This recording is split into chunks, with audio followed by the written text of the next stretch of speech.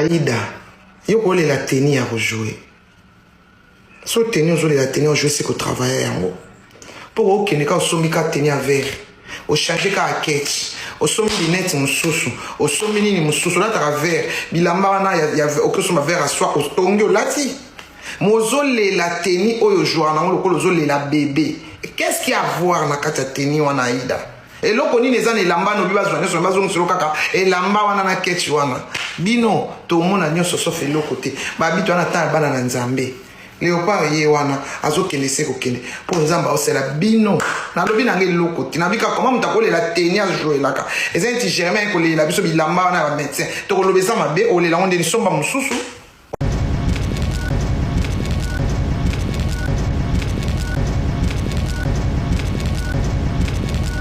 La famille, bonjour, moi ça va pas. Na bon c'est ça qui n'a joué nango, qui n'a pas tournage. Na katia na Brazzaville.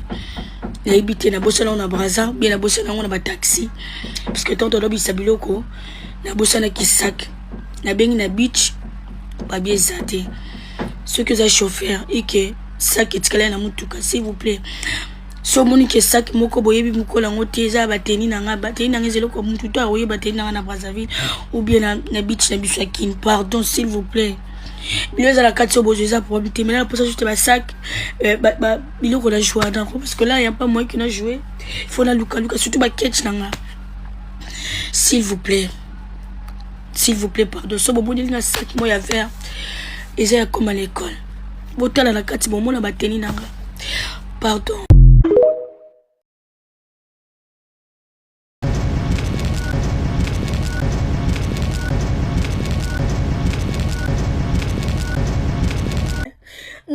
Là, il le connaît surtout.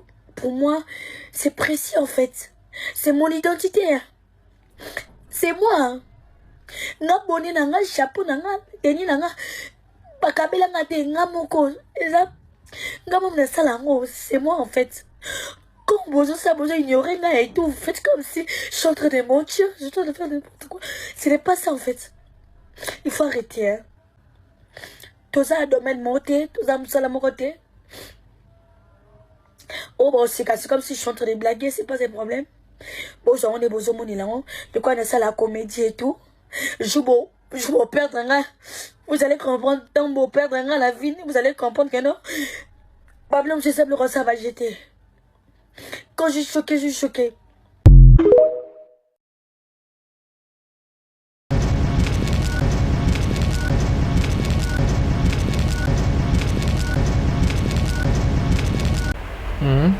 Ça fait trop mal. Que belé kaba kangami ke azui kisi wana ne moto. Donc amboulé non, c'est pas ça yaya. C'est sa vie. Teni wana sa vie na ye. Teni wana eza marque na ye. Teni wana yango e matisi ba avion. Teni wana peut-être avant abano sale lango akena donc pas pasteur na bango asambela. Teni wana peut-être a pese lango ba dimba action de grâce. Bato bamona ka kisité. Azotala ba aspect nyonso bato babosani pe ke kana ba vidéo na ye alobi ke na kati ya ba sac wana eza na biloko mosusu pe eza na kati ya sac et cause la pe ba marchandise na ye pour asala business et cause la pe ba marchandise na ye pourquoi bato ka bakangami na place o Aïda azolela na place o donc alobi ke bino bo kanisa ke no sala ba gesso na kufi soki bo perdre ngai nde bo comprendre mais oui. Oh bake nango eza une partie de sa vie. Sapatu na yo moko bako salo mabe. Ndaku na yo moko bako tielo poison. Verre na yo moko melaka mai. Bako tielo poison nango OK. Alors l'homme prudent voit le mal de loin. Elle a raison. Yako sala ba réaction nyonso asali mais lokola réseaux sociaux tozana bato o bazala na bango sans cœur, sans pitié. Les résultats et kozalaka o biso tozomona mais au moins courage en tout cas Aïda courage. Le quoi yo pesi message nzamba lola aosunga muto yo amona ba biloko ya Aïda en tout cas a ça l'effort Aïda a un numéro de téléphone bobengaye et qu'on a donc le quoi malam donc c'était important pour Aïda aller là parce que batu ebele bazomona ngo pamba or les marque ya Aïda bilamba neki voilà cela landi synthèse nayo donc c'est-à-dire conclure que Aïda a raison et a collé la bilamba naïe parce que eza vie naïe mobile. Oui, parce que c'est sa vie. D'accord. Eza vie naïe, donc c'est normal. Azala naba réaction na papa. Yo nano yo kate mutu abungisi elamba or elamba na eza batu mo boye baluka moye ba créer yo mabe bazuka donc elamba na ba ke travailler ba bebisi carrière na yo. Donc bateau yo bazo leka ba osala ba émission ebele pona mama na bazana raison te. Bon ngana ko ko ebisa bango te ke bazana raison te parce que toi na réseaux sociaux. Wana po ba kinoko finga ndeko na ngasila. Vincent era yaka ko s'attaquer na ba comédien. Nando atinda kai, nando futa gembongo. Asataka na mama Moseka bino boyebiti. Asataka na mama Étoile bino boyebiti. Asataka na Bellevue bino boyebiti. Nani afutaka Vincent. Un frère que personnellement na yebaka lobby producteur mais lelo a sa chute libre a commis porte-parole et puis a commis parmi les communicateurs de Belinda. Non mais c'est ça qu'il fait. Donc a commis parmi les communicateurs de Belinda. Mais ngana linga ki retirer les camboya. Non, ngana linga ki retirer les camboya qui a commis porte-parole. Oh. A commis porte-parole. Mais qu'est-ce qu'il fait? Qu'est-ce qu'il fait? Oh, mais c'est ça. Comment collaborateur porte-parole. Oh. Et puis, parmi les communicateurs de Belinda. Parce que dans toutes ces émissions, à cause ça, la gosse, il y a une question, soit Natika Nanga.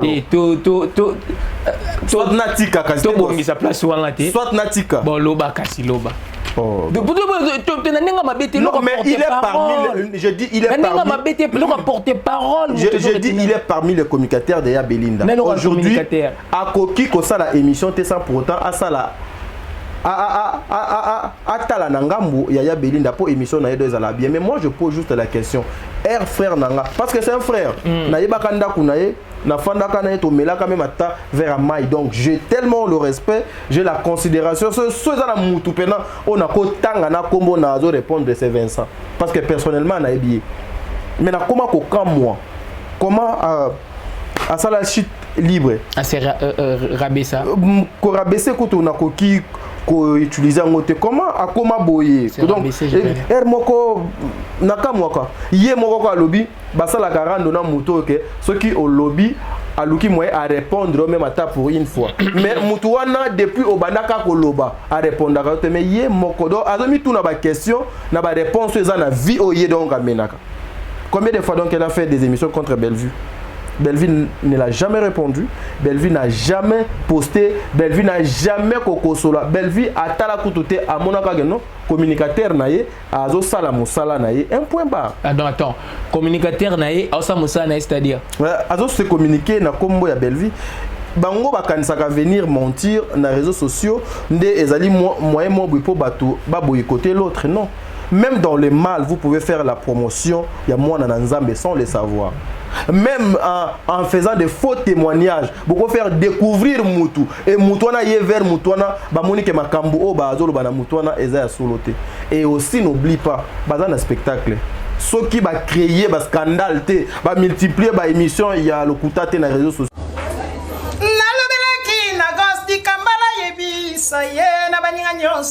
José Moukeba Lili kia mwangana PDG Shell à Londres Mbakanga kinga minyololo na maboko Mabeta kinga fimoneti mwana nyoka Binemina bakamarade bayangani Mayeba kite moto na etole na ye Gose Ikambala Nzamba tika abana na ete Gosi di Kambala na baba vuanga na bino canal 1 chaîne na bino ya YouTube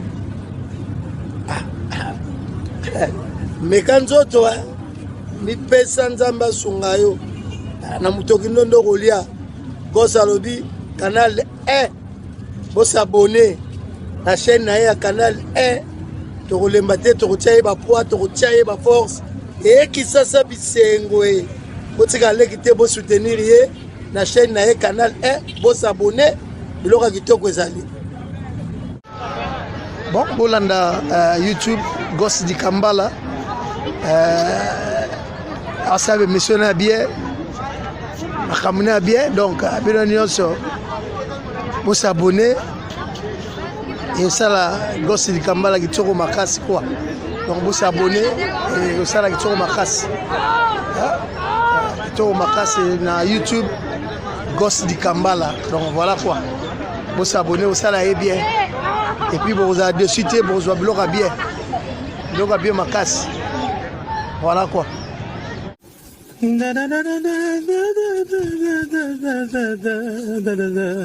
Suivez tout le monde la chaîne Canal 1.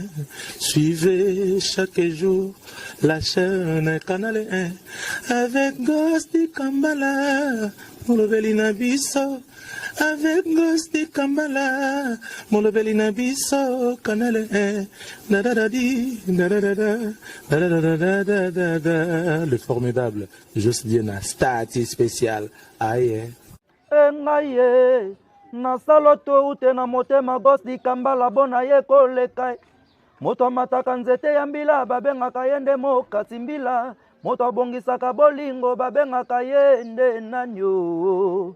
Nakomo sila nzoto, nakomo bela nzoto. Alors banakini bo s'abonner massivement na Canal 1. Hein? Donc bo s'abonner bo zala décider bo zo ba news a bien.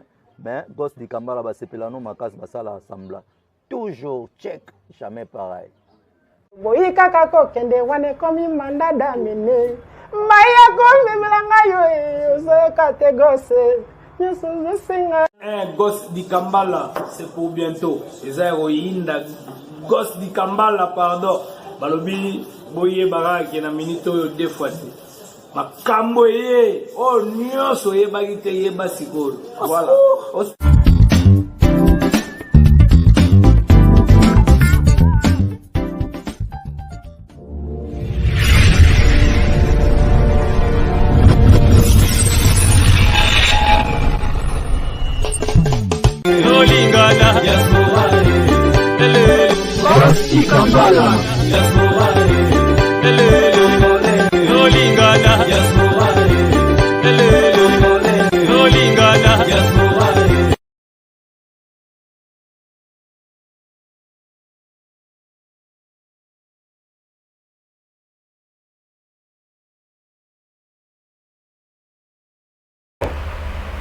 Voilà, tous les plaisirs est pour moi de vous retrouver encore une fois dans nos chaînes partenaires, chers amis, tous les spectateurs. Bonjour, bienvenue dans notre tranche magazine Patoka. Là où aujourd'hui j'ai comme invité l'un des communicateurs de Bellar Production. Lui c'est Tadingala. C'est avec lui qu'on va essayer de parler de cinéma congolais en général. Pourquoi pas Tobetane Pema Solo, il y a Bellar Production, il y a Belvi Kondi, Famille Bota, comme nous savons tous. Belvi Kondi avec son label. Bellar Production, sauf imprévu, vont prester les 8, les 9. Zela, pardon papa, on va continuer l'annonce. Excusez-moi, avec tout le respect que je vous dois. Wana n'a comme série, Kocha imprévuté. Oh, Kocha imprévuté. Le 8 na le 9 mai 2027. Bellevue, Azan a un spectacle mi balé. Le 8 na le 9 na Paris. Kocha imprévuté. Na lingité papa non non. Na imprévuté. Na lui kocha imprévuté parce que imprévu est athée. Continue na annonce na yo. Ouais. Bongisaka. Comme nous savons tous, Belvi Kondi avec son label Bellar Production va prester le 8, le 9 mai de l'année prochaine. 2027. 2027. Voilà, on est d'accord na yo. Avancez papa. Voilà, on est d'accord na. Donc ça dit wana yonanga to go seka quoi. Au 13e art de Paris. Donc théâtre du 13e art aux Alawana, na 13e arrondissement. Gosse qui t'a mal payé. Continuez la. Donc voilà le billet deuxième date. Ouais. Billet déjà ouverte. Ma catégorie Moussousou est déjà sold out. Il reste déjà combien de yo sala annonce ouais déjà si tu bandé mission parce que tu bandé déjà mission mais yo apparemment le long de doyer ma bien non mais si tu bandé déjà mission parce que là ouais parce que là tout sur là bateau ba la biso t'as dit ngala par les billets sont vendus déjà ou tout solo là ba catégorie monsieur c'est ça déjà na bongisa le 8, le 9 mai 2027. 27, oui. Loba Jésus-Christ Aboma Mokili le 6 mai 2027. Voilà. Donc ça dit so Mokili kaka ekozala. Donc ça dit boka. Voilà. Le 8 le 9 Bissoto à Paris. Bella Production et à Paris. Les artistes congolais à Paris pour prester na scène na spectacle ya Belinda o et le 8 na le 9 na théâtre du 13e Bongo na 13e arrondissement. Bref, les billets sont en vente déjà. Première date pour le premier spectacle, tout ça qui sold out. On a déjà c'est bon. 3 heures de temps. Voilà. Ce qui n'a jamais été, ce qui n'a jamais existé dans le milieu théâtral, même dans la musique, même dans la politique. Voilà. Mais cette femme est la première. Donc ça veut dire, bon, continuer au Bangaye. 3 heures, sold out, plus de 900 places. Il y avait plus de billets.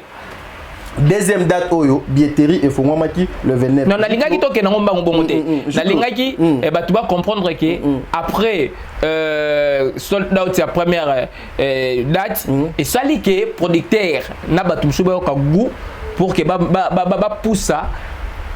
Fan oyo bazanga ki billet balala nzalate. Desa que ba deuxième date. Wanande yonanga tolobi do même langage. C'est-à-dire, je veux Nazoga moi sima pour mon tu toke moi bango. Toke moi malembe.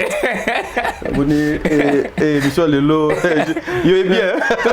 Toke moi malembe. Voilà. Moi je veux expliquer aux gens. Et nazozonga na année oyo et utaki koleka erto beti showbuzz. OK. Les gens la maison Bellard a ça la spot moko ya avion likolo. Il fallait ça là atterrissage. Voilà. Bato ebele bayebaka teke avion il fallait ekwe yande na aéroport ya France. OK. Destination nango ezaka France. Mais le coup la temps. Le taux de décalage. Temps. Escale. Temps. Et ça qui escale là. Ouais, et ça li destination nango France. Mais ça l'escale. Mais c'est la maison Bella Production le vite. La charité bien ordonnée commence d'abord par soi-même. OK. Tout lié ça nanda. Tout ça la Nascal awa na aéroport international de Njili. OK. Ba sali Scal na aéroport international de Njili bou. Ba beti showbuzz. OK. Ba bit OK showbuzz. Tout lié ça na bana ndako. Tout lié ça na no ba imboka bana Congo. Après ça to silisi ko lié ça ba imboka. Tokeka na aéroport international na aéroport international de Njili to matin avion toke mbala moko na mboka ya Macron. Batu ebele ba comprendre langage wana te. Lelo, je vais aider aux gens de comprendre ça. Spectacle ya showbuzz yango epesi les artistes ebele lelo goût ya ba spectacle. Spectacle ya showbuzz ya Belinda yango ne mutu fongoli porte que les artistes mususu ba oser. J'étais choqué de voir un taré. Excusez-moi, na ba propos ceux qui peut-être un gaillard zéro. C'est-à-dire les gens ba yebite nini o ba sala kana vina oyo nini ba lukaka na o nini bango baza. C'est-à-dire, au monde, un pantalon, tu sens que c'est un noko, c'est un homme. Mais na mutu naie ezali vide. C'est que bino bato maye les bolobaka bato français, lorsque la tête est vide, c'est tout le corps qui souffre. Mais Naouto Hollanda une petite vidéo comment envoyer. En tout cas, famille Libota, excusez-moi, c'est peut-être pour la toute première fois Kena Lobango. Il y a certaines personnes, lorsqu'ils cherchent à toucher la mémoire, il y a cette grande dame qui est en train de bosser nuit et jour pour l'épanouissement, l'avancement du théâtre à Congo.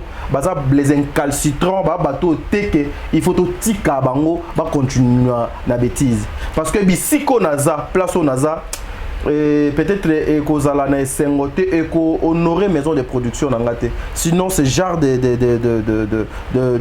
personnes ba au pena au régler au tournier qu'est-ce que ça veut dire je suis, qu'est-ce que ça veut dire tu es.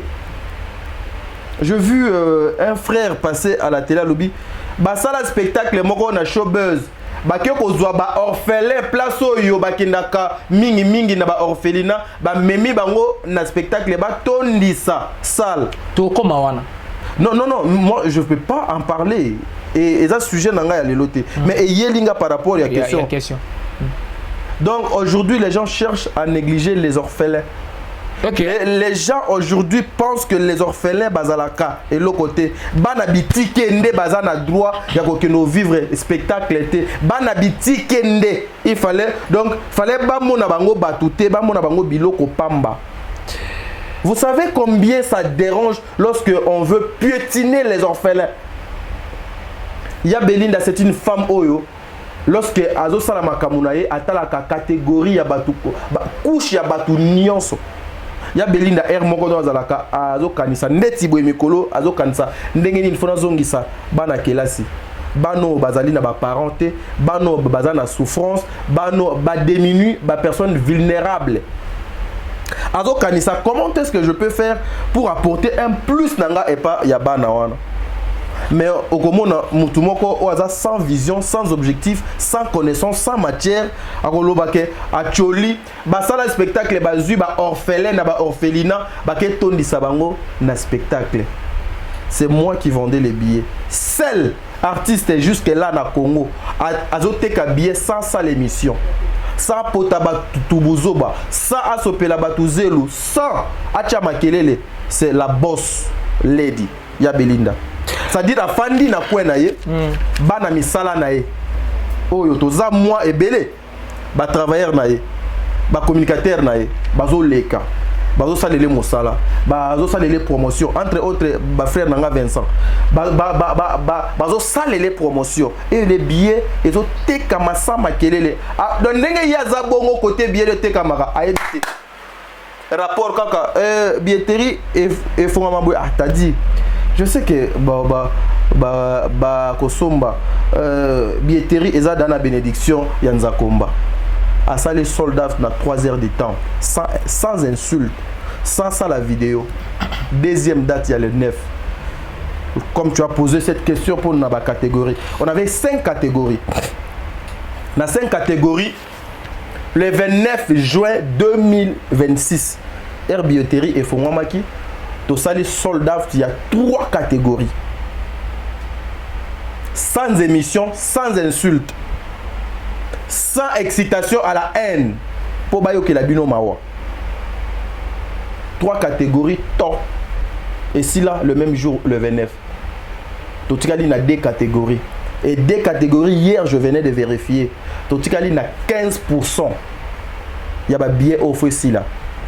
Pour 2 catégories. Donc, tu te comme à lundi, billet ici là. Donc, ça veut dire, deuxième date, il y a Bellevue à Azozuelango, 7 jours seulement. 7 jours seulement pour billet nyonso ici là. Moutoumoko non na sala ngote. Misusu ba Azozuelango plus de 5 mois.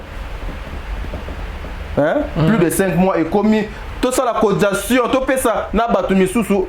Mais ce que oyo ya Belinda kangi maboko. La communauté congolaise bazo somba bien na ndenge donc longo bani. J'en profite pour cette belle occasion, Gossa Pessinga, mes frères et sœurs, les billets sont en vente. Billetterie eza yokangamate. Eza lokola ndenge to sala ki soldat te na 3 heures ba kangi do billetterie donc ekangami non. Ekangamaka automatiquement.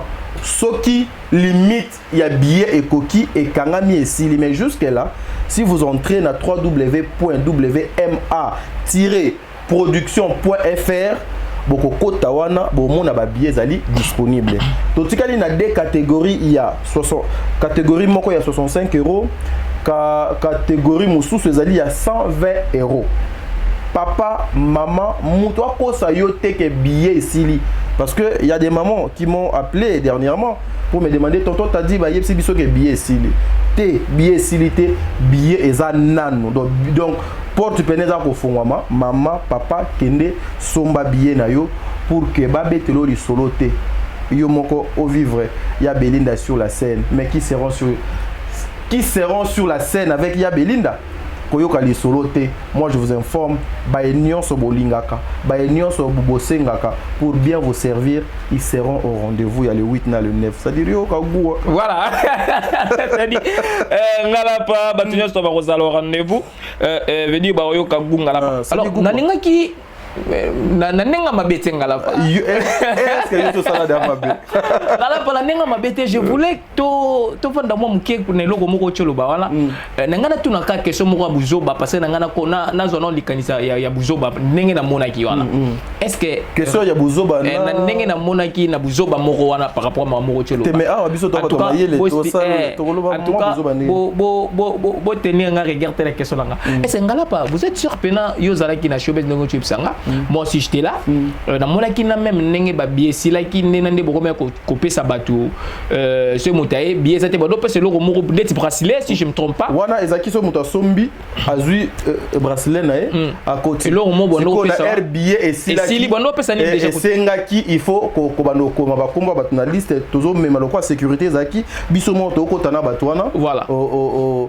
lekisi na nini alakisi sin yeloko na ye odonga sombi voilà ngala pa est-ce que yebisa ngai na place bana betike bavandaka basukaka na ba age nini bana betike place babokolaka bango orphelin azala na age te eza déterminé faut y azala na orphelinat akokokisa 30 ans wana na orphelinat moi na 30 ans déjà azala raté OK déjà na 30 ans même ata na ba 20 ans bana ya ba 20 ans na ba orphelinat baza mokie OK la plupart eza bano ya mikie ya ba 6 ans 7 ans 8 ans 9 ans ba 10 ans ba 10 ans déjà ba luka ko préparer bango pour que lobby na bango ezala lolenge moko boy est-ce que tango ochelo ba mutu ana lo baki ke bana betike nde baki ko tondisa baki bana ba 6 ans kozanga maele yanga na lingaki to meka ko comprendre ngo parce que na lingaki kasi to meka comprendre ngo kozanga maele noko na lingaki c'est-à-dire lorsque la tête est vide c'est tout le corps qui souffre non na lingaki to comprendre ngo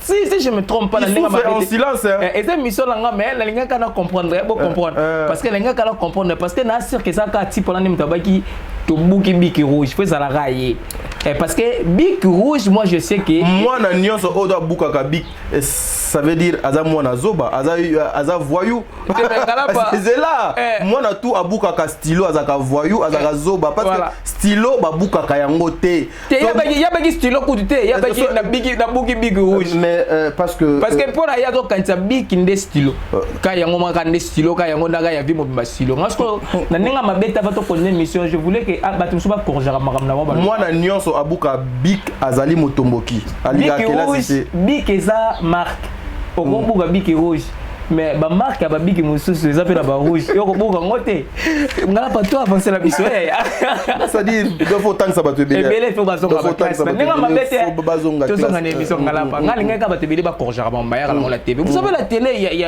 y a des personnes très intelligentes ba tala biso to to lo makambo photo ye bara ngala pa to continuer mais je voulais que to tala image yo parce que ba te belé ba zui kolela ya Aïda to ba vidéo Aïda sala qui par rapport ya ndenge abungisaki ba biloko na ye na Brazzaville batebele ba zongo na ndenge ya mabe na monaki même ceux qui l'a évité ce direct je sais pas ya ndeko na biso manique aselaki yango pe mama na bazebele ba monaki makambo na ndenge na bango alors si je comme bato bazana sima lili bo balancer son nom image Aïda comme ça to zonga pour to analyser.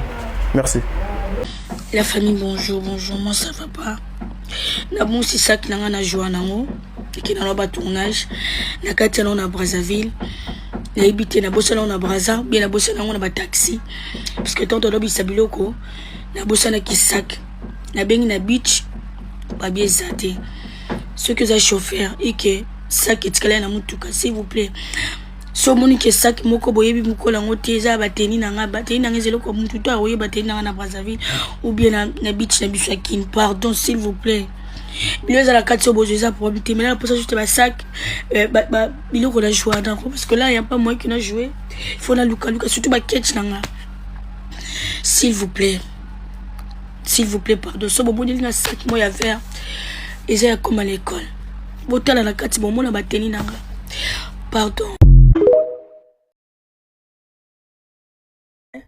Nga il le connu surtout. Pour moi, c'est précis en fait. C'est mon identité. C'est moi. Nga bonnet nanga chapeau nanga teni nanga bakabela ngate nga moko. Nga mom na salango, c'est moi en fait. Quand ça, besoin ignorer là et tout. Vous faites comme si je suis en train de mentir, je suis en train de faire n'importe quoi. Ce n'est pas ça en fait. Il faut arrêter. Hein. Tout ça, domaine monté, tout ça, moussala monté. Oh, bon, c'est comme si je suis en train de blaguer, c'est pas des problèmes. Bon, on est besoin de là. De quoi on a ça, la comédie et tout. Je vais perdre un gars. Vous allez comprendre, tant beau perdre un gars la vie, vous allez comprendre que non. Problème, je sais le ça va jeter. Quand je suis choqué, je suis choqué.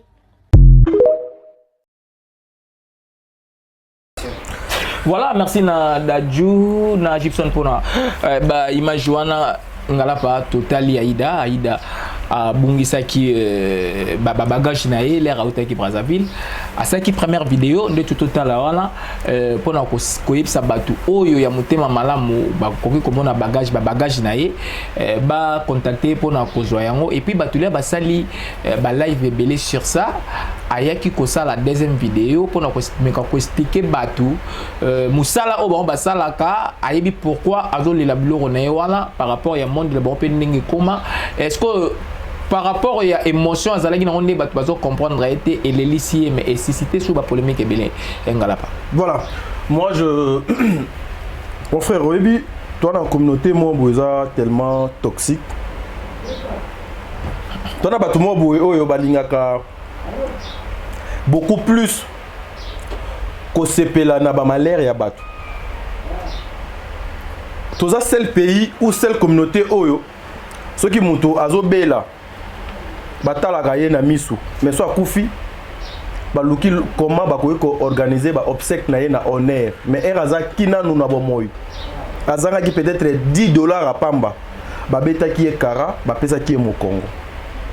Est-ce que tu peux te rendre compte seul pays comme seule ville ou mboka bateka makala na sachet omoni makala batie na sachet même pio dina wenze batiki yango bongo banzinzi donc e matela Thompson oh il faut kota na libumu ça c'est grand hein. batiki yango bongo banzinzi ba matela même makala moto batiango na sachet voilà mais soso balobite eza poto eza la place moko liboke donc pour na mwaka quantité ndenge lolenge ozalel mais Thompson batiki yango polele c'est un pays. C'est une ville, c'est une communauté oyo papa. La plupart des personnes bazotambola mutu na se makolo likolo. Et belé ba kufa sur le plan spirituel, moral, mais physiquement bazotambola.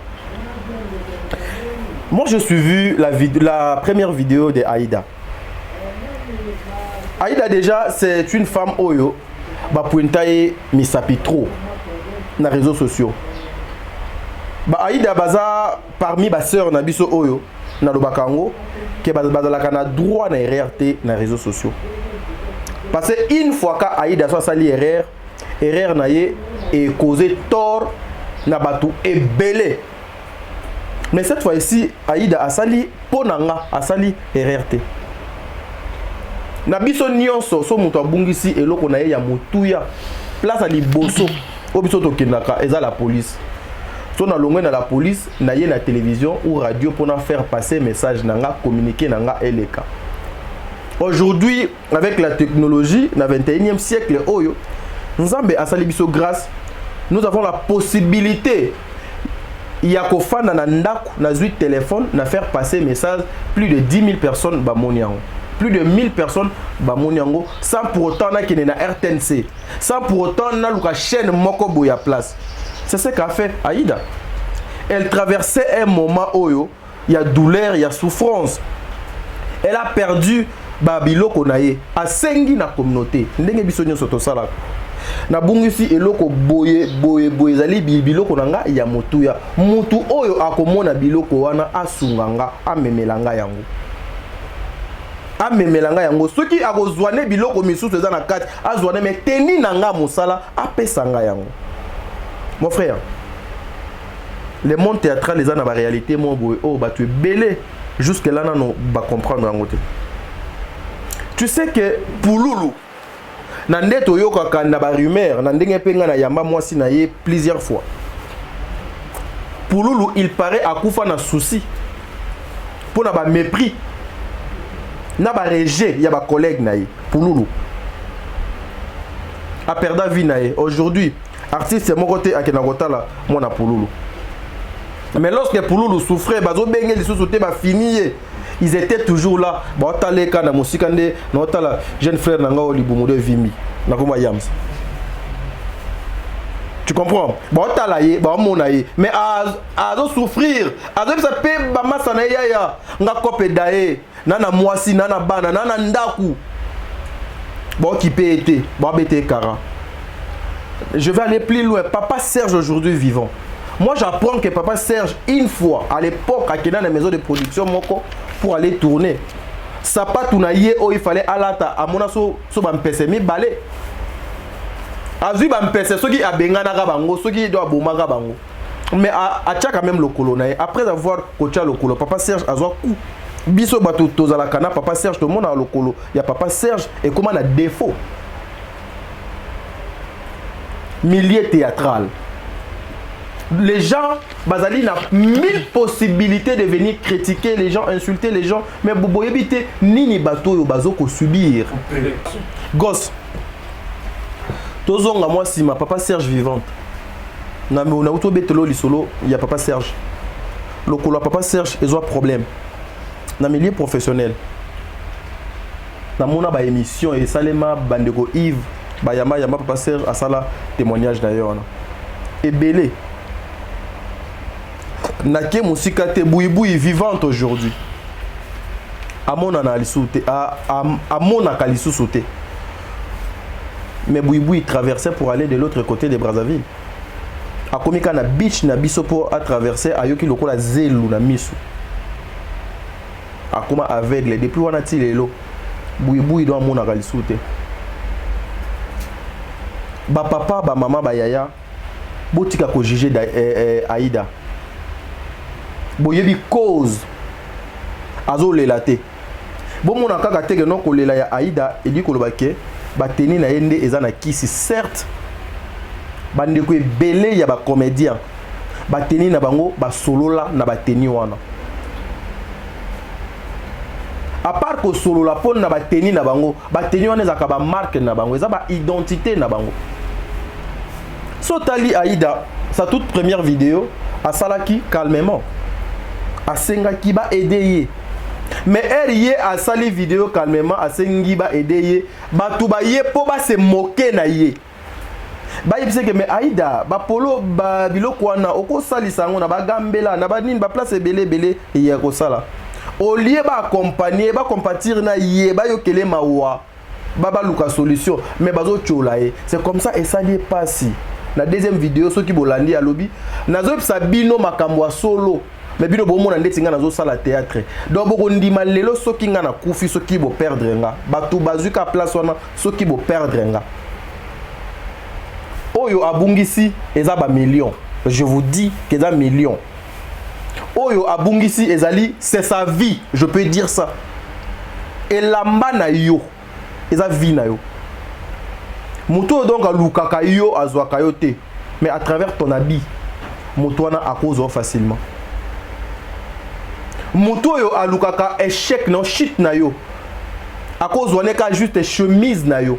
Ake nango ba travailler ngo et bébé c'est lui makam. Et bébé c'est lui vie. Et puis azolo ba très bien. Toza domaine moko na binoté. Aïda connaît le milieu.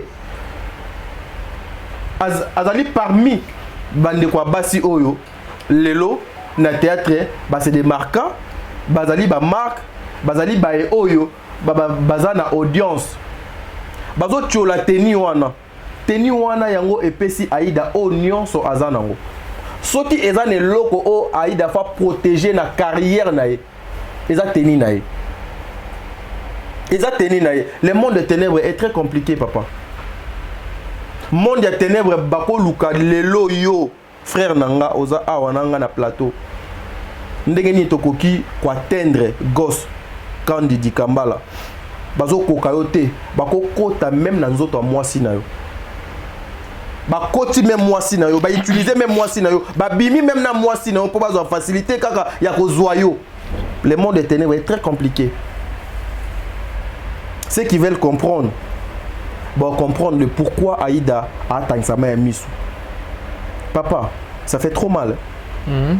Ça fait trop mal. Que belé kaba kangami ke azui kisi wana ne moto. Donc amboulé non, c'est pas ça yaya. C'est sa vie. Teni wana sa vie na ye. Teni wana eza marque na ye. Teni wana yango e matisi ba avion. Teni wana peut-être avant abano sale lango akina donc pas pasteur na bango asambela. Teni wana peut-être a pese lango ba dimba action de grâce. Bato bamona ka kisité. Azotala ba aspect nyonso.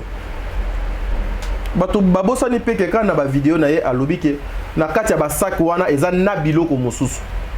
Na biloko mosusu pe eza na kati ya sac et cause la pe ba marchandise na ye. Pour à ça la business. Et cause la pe ba marchandise na ye. Pourquoi bato ka ba kangami na place o Aïda azolela na place o donc alobi ke bino bo kanisa ke no sala ba gesso na kufi ce qui bo perdre ngai inde bo comprendre mais oui. Oh baké nango eza une partie de sa vie. Sapatu na yo moko bako salo mabe. Ndaku na yo moko bako tielo poison. Verre na yo moko melaka mai.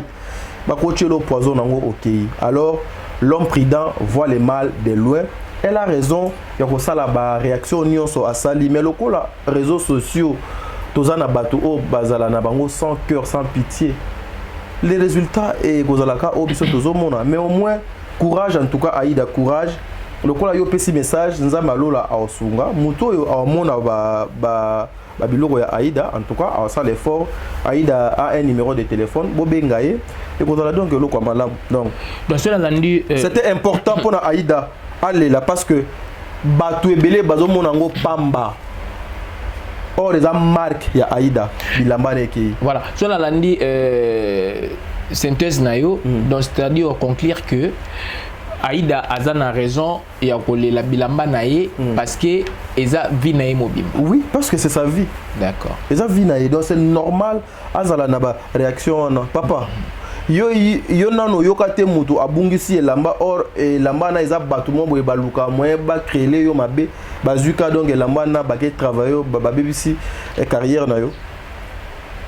Donc bateau yo bazo le kabausa la ba émission ebelé pour na mamba na bazana raison té. Bon ngana kolona ko yebisa bango té que bazana raison té parce que toi na réseaux sociaux ils savent ce qu'ils sont en train de faire. Donc laissez les morts enterrer leurs morts. Mais Aïda a fait sa part. Celle d'Ié Ayebi. Qui es-tu pour juger Aïda? Même Yemoro Bible et Lobby ne jugez pas en point ne jugez pas pour que Yopé ose à la juger té. Tu sais bah juger bah saint bazawab. Les réseaux sociaux tout le monde est saint. Tout le monde Ayebi, tout le monde est gang. Yango bozomona ozanga koyeba bato ebele ba komi ko ignorer même Big Rouge que Big Rouge eza de l'autre côté. Capo les producteurs franco à Pessi ya Belinda Combo ya Big Rouge. Bokagu. Voilà. Bario Gagou là sûr que le message est passé aux acquis clairs ou expliquer les cambo yo bato ebele babandaki kozwango na ndenge moko boye po biso na kini ezala ndenge wana so moto azo réclamer peut-être ba droit na ye moto la moto akomi koya kosala ngo ba live et surtout toyebi ke ba YouTube bango koti la vraiment bambongo bazanga ba sujet kosala so azo mo eloko moko boye akomi ko créer pour na kobimisa Aïda Ndoki alors que bino mo ki bozala ngo boya ko masura mino ba télévision te surtout et puis lo moko ngana websa yo bandeko nanga vraiment balimbisanga et matinga na moto. Est-ce que tu sais que la plupart ya bandeko ebele basalaka ba live so na longoli bandeko nanga banene ya bandeko nanga ba na kolongola basara banene ya parce que nayebi bango moko bayaka osala ba live na bango po bateka biloko na bango. Que so sérieux on a besoin à te kabilo qu'on a aïe bandi ba live na peu des fois ya rando parce que ngam moko na yamba nene ya alobango noko bana des fois na yena sala live na ngapona te kané biloko nanga ça commerce ça lo lenge na ye ya osa la commerce mais eza na bandeko misusu oyo bayaka ko sala ba live wana parce que il manque à faire azana eloko yo sala te. La plupart baka sérieuses et puis so tali ce sont des femmes. Et puis la plupart des femmes moi na so tali bango bazalaka na poto. OK. La plupart bazala na poto yango bomonaka bandeko ebele basi la majorité des femmes au bautaka poto bayegi chassa ndeko nanga mobali sala constat wana bandeko wana basi bazalaka na infection na banzoto ngala pa bine ke ba infection non sola na donc toi avancer kasi oui ça va le oyebi de pourquoi les gens pensent que lorsque mutu akomo fana na poto nyonso yaye ekomi clean ba famille belé bandeko belé bakanga bandoki na Kinshasa era komi na poto kindoki donc esili. Les gens pensent que na poto malade ezaka distrait.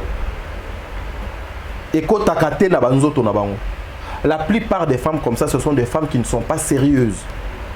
Parce que azwaka gosse, azui asake, azui daju, azui ndekolanga jiklo, azui bate nani oyo akoki kokota les IST na nzoto na ye. Et biso lokola toka poubelle. So monika mwasi donc auti poto po na yo donc monike akoki kozala na maladie te, akoki kozala na eloko moko te na vie na ye. Luvunu. La plupart des IST ya bandeko ebele ezo traîner na Kinshasa bazongo pa ya basi ya poto na ba sida ebele. Alors je dis ça ici na émission pour avertir bandeko aux vacances. Bazo ya ebele. Bon ça l'attention. Au monika ba commenta wana na ba faux compte. Bango nde siko ba mi bimisaka na lolenge moko boye ba koti na ba vie na bino. Vous devez faire très attention. Ba tu ebele ba kansa poto ezaka fin du monde et comme ça moto peto. Ce qui guérit ou comme ça moto peto, c'est la parole de Dieu et puis na nzambe ye moko. Voilà. Voilà. Ngala pa tozo kende malé mais la suka émission na biso mais au sala ki live moko barter comédien bazo kota ezaki live te nga ba kota kinga ezaki live ya mama Kimia non live ya Belkondi ouais Belkondi ezaki live mo ya Belkondi moko ka ya bandeko na biso ya famille Bota ba banaki sa promotion pour la vente ya billets. OK.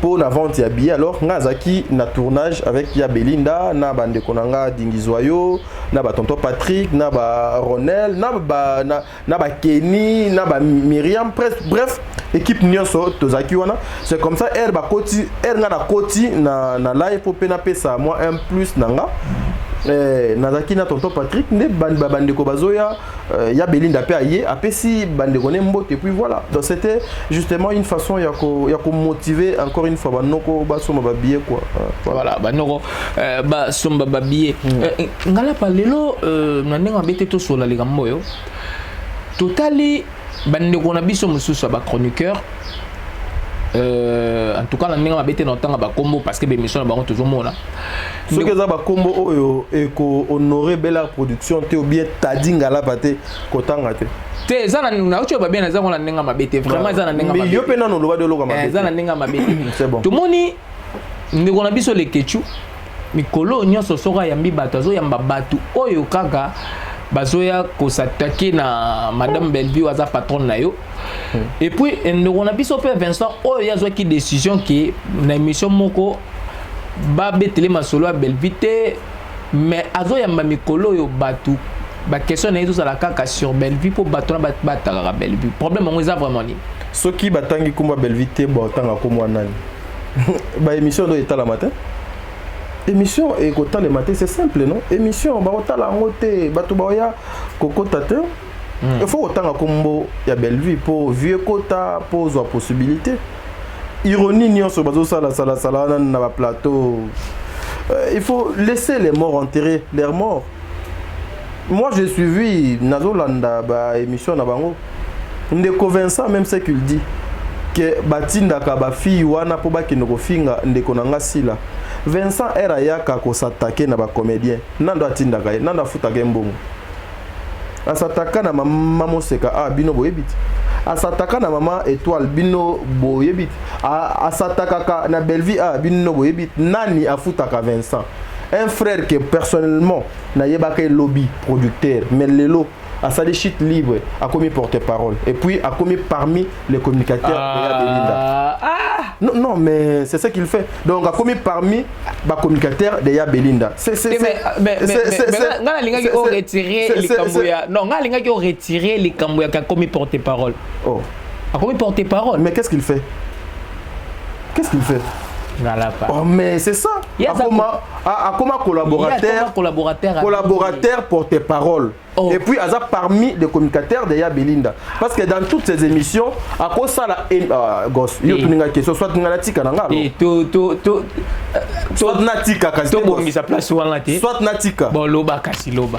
Oh, non, mais il est parmi les, je dis il est parmi je dis il est parmi les communicateurs de Belinda. Aujourd'hui, à Koki kosa la émission t'es sans pour autant à ça la à tala nangambu ya Belinda pour émission na deux ala bien. Mais moi je pose juste la question, er frère nanga parce que c'est un frère na yeba kanda kunaye na fanda kana to melaka même ata vers Mai. Donc j'ai tellement le respect, j'ai la considération ce za na mutu pena on a ko tanga na kombo na zo répondre de ces Vincent parce que personnellement na ebié mais na comment ko quand moi comment à ça la chute libre à se rabaisser ko rabaisser ko to na ko ki ko utiliser ngote comment à comment boyer donc er moko nakamwaka yé moko ko lobby basala garando na muto ke ceux qui au lobby aluki moyen à répondre même à pour une fois mais mutu wana depuis obandaka ko loba à répondre mais yé moko do azomi tout na ba question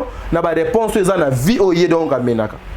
Combien de fois donc elle a fait des émissions contre Bellevue? Bellevue ne l'a jamais répondu, Bellevue n'a jamais posté, Bellevue n'a jamais kokosola. Bellevue a tala kutote à monaka geno communicateur naie azo sala musala naie un point barre. Attends, communicateur naie azo musala naie c'est-à-dire azo se communiquer na kombo ya Bellevue. Bango bakanisaka venir mentir na réseaux sociaux nde ezali moyen mo pour bato ba boycotter l'autre non. Même dans le mal, vous pouvez faire la promotion ya mwana na nzambe sans le savoir. Même en faisant des faux témoignages, vous pouvez faire découvrir Moutou. Et Moutouana yé vers Moutouana, Bamoni ke makambu o bazolo bana Moutouana eza soloté. Et aussi n'oublie pas, bazan un spectacle. Ceux qui va créer un scandale, va multiplier ba émission, il y a le koutate dans les réseaux sociaux. Bien na bango de te kamata. OK. Bien donc était commandé pour ote ka billet, faut ya odiembela. Au monite que et comment qui m'a comme fallait ba ça le spectacle na poto ba kena ko ça la grand plateau obisoto ba no sala ba kena ça la grand plateau avec ma grande sœur Sila ma kamuni na loba na kati aya juste pour descendre ses collègues pour ba luka moi ba yokele mawa pour ba te ka billet seul na émission albinga ba ramasser des ballons yangwana nini ya malonga donc loba makuna il y avait rien non.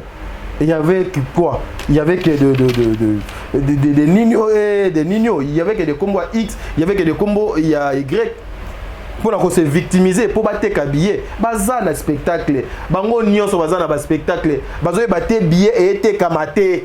To côté ka billet ndengeni na lopo to te ka billet to multiplier ba émission to bimisa ba e auto bi que nous avons la facilité ya ko manipuler bango. Yango bazo larguer bato na nyon na balabala. Seul ya Belinda jusque là a te ka ba billet na ye sans chama kelele, sans finga, sans créer polémique, sans toucher la personnalité parce que ya Belinda respecte à vie, il y a tout un chacun et tout le monde est libre. Nazo se pelaga ndenge ba communicateur to komi moi ebele. Herbo tunaka Herbo lobakake Bellevue apesaka bato mbongo po ba finga sila. Vincent era yaka ko s'attaquer na ba comédien nanda apesaka mbongo. Wana pesila mutu apesaka ye ou bien pas push. Donc c'est un peu ça, donc vous comprenez qu'ils sont en train de souffrir en silence, donc c'est ça. Alors aussi ça pourquoi bino pele ba yaro lugelo makamunyo na bobeta karama kasi pour amité à mabe te eza karate pour to moni to lobani ah to lobani laissez les morts enterrer leurs morts bazo nyo kwa mana ba conscience na bango papa ils souffrent na ba conscience na bango mutu ango depuis bobanda ko luka ko détruire et simba te botikata bo créer comme mosus bo créer cop mosus bo créer makamosus eza na bampuku azo koto azo soyo azo fula azo lia azo fula basé belé. Une personne qui appelle maman ne manque jamais le respect à sa maman. Une personne qui appelle papa ne manque jamais le respect à son père. Même encore moins au azo benga mutu yaya ako manquer jamais respect na yaya. Tota mola na mokili yaya toko kosa biso na biso ba conscience na biso totika lokosa yango te mokili eza nzambe totambola malembe lobi toyebi yango te. Lobe kolega lelo voilà te dingala pa to komina suka émission na biso otali caméra ba famille Libota nyonso balandi biso lelo ba mourir ya cinéma congolais moi liloba pona bango poto kabwana. En tout cas, je vous aime beaucoup. Tosomba billet, to quelqu'un a deux catégories, il y a 65, il y a 120 euros.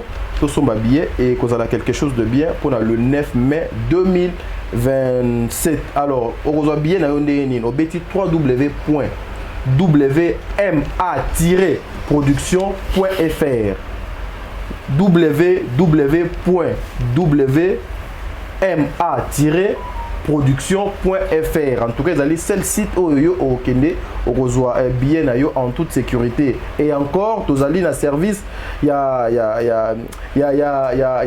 ticket au la livraison à domicile na banda kusoko sali réservation na yo c'est service et koya na kanisi ba ça que ba coacher la biso la petite photo service on a ekozwa et yé koti kelo billet na tout à quelque chose.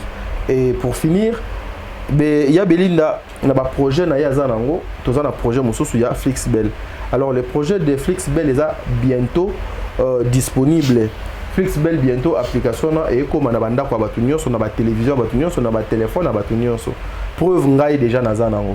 Alors ache ba t-shirt en place pour na ba nyonso ba lingaka et ezaloza famille Libota te t-shirt ezali disponible pas faisant nango ka juste $30 seulement. Avec $30 aux t-shirt nayo, avec $30 aux mobimba et puis t-shirt on a au kenango même à ta staff. Je vous aime beaucoup. Rendez-vous le 8 et le 9 mai à Paris. Lobe Golekalelo, voilà, moi j'ai dit merci. Nayo, na ningo ni meke invitation na ngalelo, ngala pas sûr certain que celui kambo ya bela production zato et Lukanga ya to solango. Donc voilà, merci. Na daju na Gibson na sa kinde baki na sima ya bili pour Gos Kandili Kambala na tonto tadi ngala pa moka ba communicateur ya bela production to kuma la banda kuna bino. Merci l'assistance. Ya Jiclo. Donc voilà, j'ai dit merci na maman social Fanny Tambo la Keto base à Londres.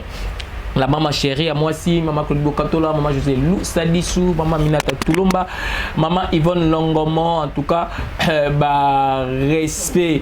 Nabino ma vala muemba na famille muemba mumba bon bazala rapé base à Londres maman na sur Chanel motema papa José bon bazala bongo na Londres maman Marlène Kapita Munungi ya papa Sima Munungi bon bazala bongo na Italie maman Gisèle Longange Boto ya zala bongo na Suède de respect na yo famille Libota ya TikTok bon bazala ramsana bango bien l'impératrice maman Marie Tabora respect na yo maman Rachuker maman Marina Godwin respect nabino donc voilà na cirque na bosani mutite li banga nabino mutesi c'est Michel lelo to mo mission o ko esima bye.